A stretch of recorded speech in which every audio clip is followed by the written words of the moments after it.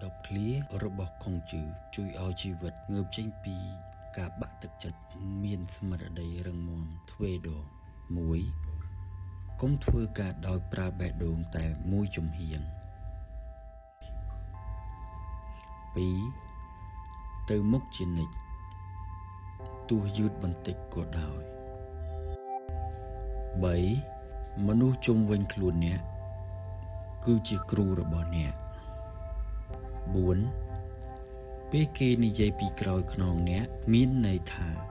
អ្នកកំពុងដើរខាងមុខគេ5ដាំបន្លែប្រើពេលជាខែដាំដើមឈើប្រើពេលជាឆ្នាំតែបើដាំមនុស្សត្រូវការទសវត្ស6ដូរផ្លូវដើរ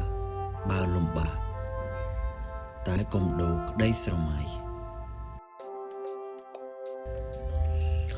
7ពេលខឹងសូមគិតពីផលលំបាក8គ្រប់យ៉ាងសុទ្ធតែមានសម្រស់តែមិនមែនមនុស្សទាំងអស់សុទ្ធតែអាចមើលឃើញនោះទេ9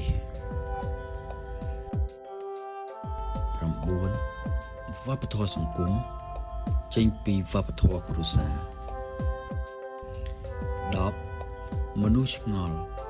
ហើយមិនសួរគឺអាចល្ងងមួយជីវិត